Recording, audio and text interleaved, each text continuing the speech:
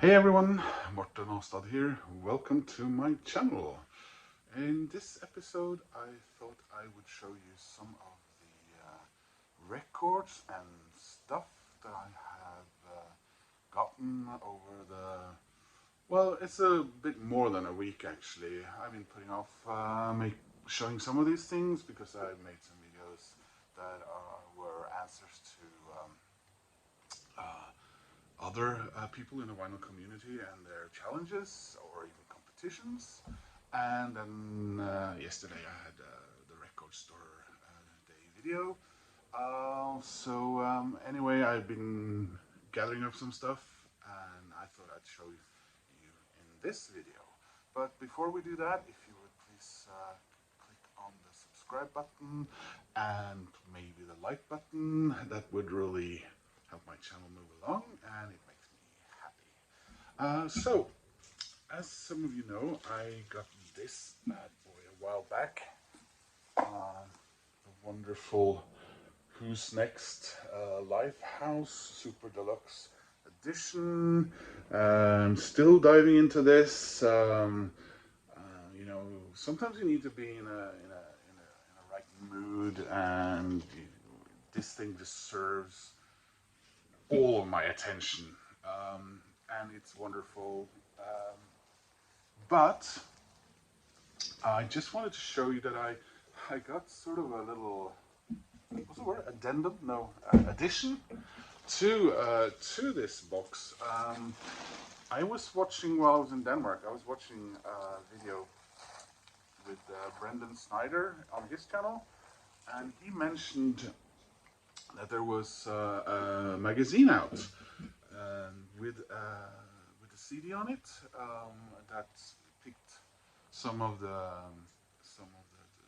tracks from this deluxe edition into a tight little package, if you like. I asked a friend of mine in Oslo if she could go into a magazine shop. Narvesen, it's called, the chain we have here in Norway. And see if she could find it and buy it for me because I was in Denmark and the nearest town to Skagen where I live that has any international magazines, probably a 1.5 hour, 2 hour train ride away. And she found it, and it's Uncut. It's the real story of their legendary lost album, and as you can see, there's a Who's Next Lifehouse 10 tracks from the Super Deluxe Edition on here. So my friend Anne Christine was very kind and picked this up for me. Like the box set, I haven't really dived into it yet. So far, mostly been looking at all the CDs or records that they're talking about here that I'd love to buy.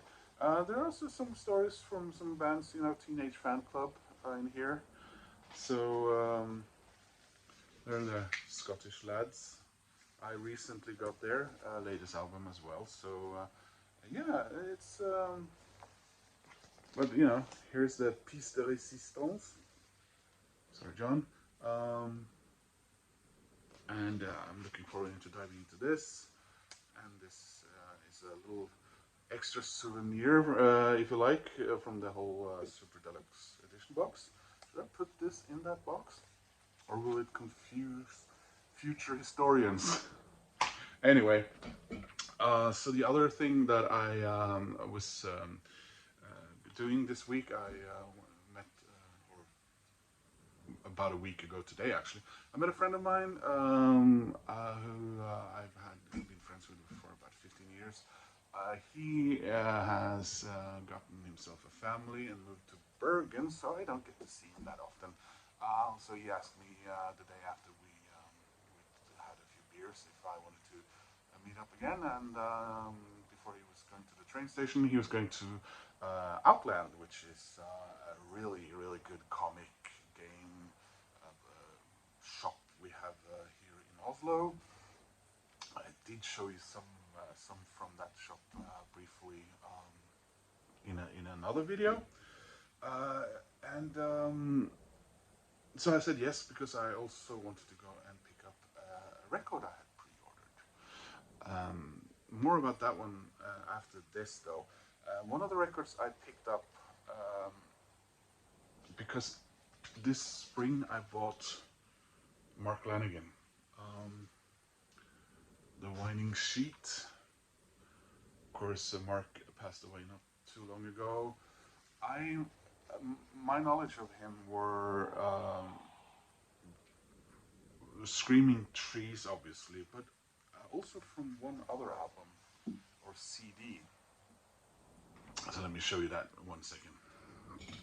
And I'm back again. I was going to take this CD out, of course, before I started my video, but yeah, escaped my mind.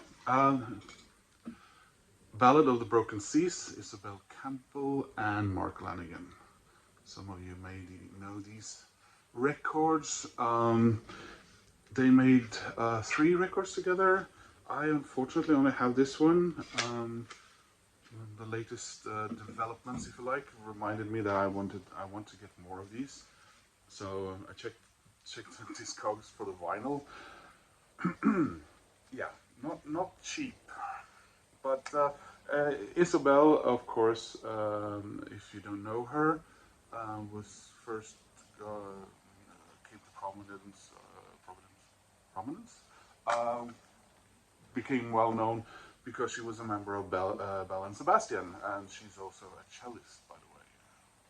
Wonderful album. So that prompted me to pick up another Mark Lanegan record, and of course I know also Mark Lanegan from one of my absolute favorite bands, Queens of the Stone Age. Duh. But I picked up this one, Blues Funeral,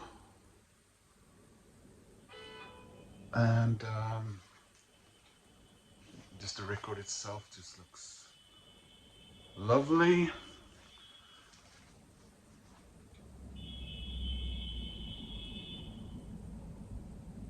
There seems to be some sort of disagreement out there. A lot of that about these days. And here we go. So I am showing you. So this is turning into a bit of an unboxing. So be careful with that hype sticker. Hype sticker, or just the title of the. Is that a difference between? Yeah, there should be. Hype sticker is a blurb. Oh, hey, check out this album. This is amazing, according to some rural newspaper you never read before in your life. And this is just the title of the album and the artist, because we don't want any lettering on the beautiful artwork. Here we are.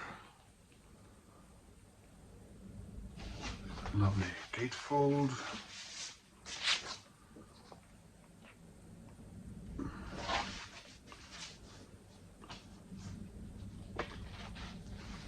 Oh, I was not aware that this was colored. Why?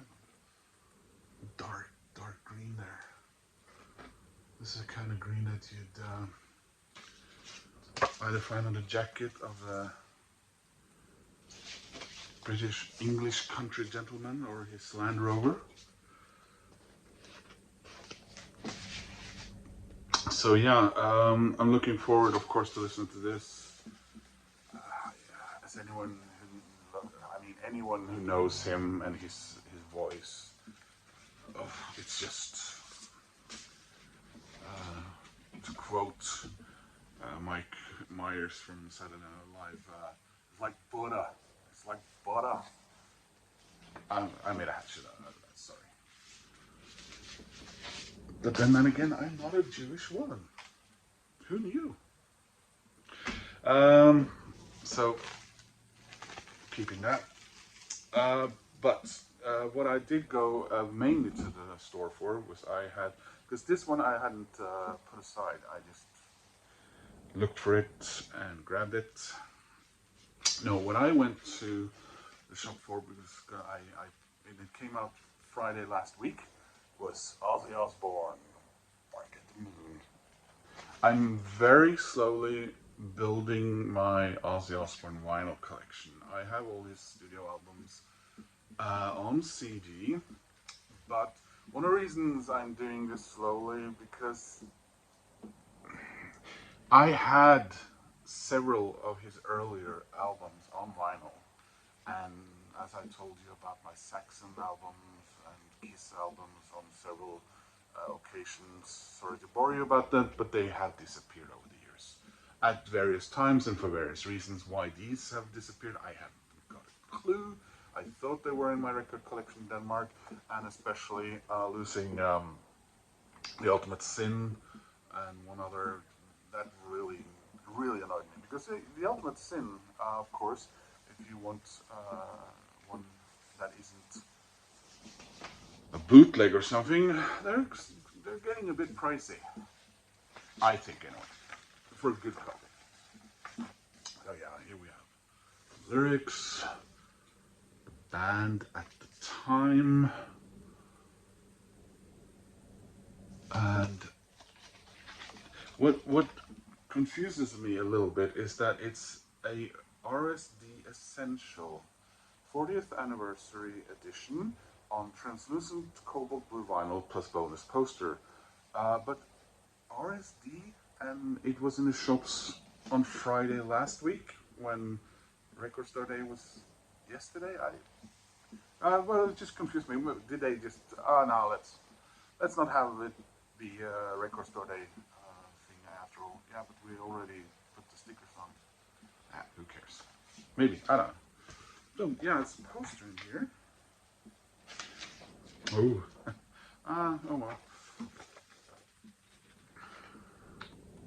Here we go.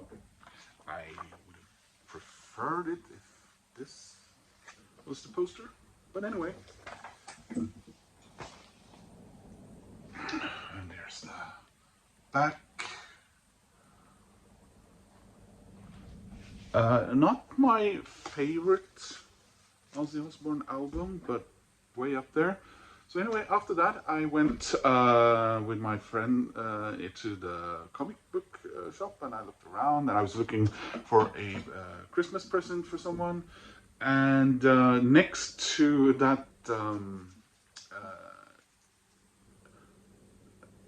shelf, or adjacent to it, something caught my eye. And I think I said this in the video where I showed my previous purchase from this company, that I'm not gonna start collecting these. But then you get, you know, your videos from fellow vinyl community people with things displayed in the background and Mr. Garage Geek. And like I said, I just picked up the record, the Ozzy Osbourne record, and then in the store almost next door, I see this.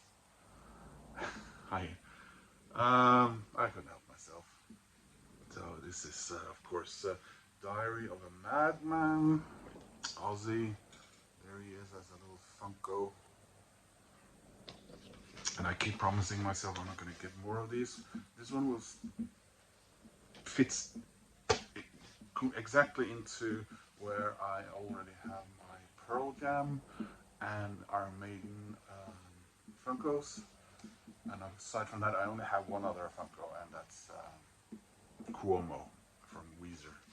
And he's not in a box, he's standing over there, looking like Buddy Holly. Well, anyway, so yeah.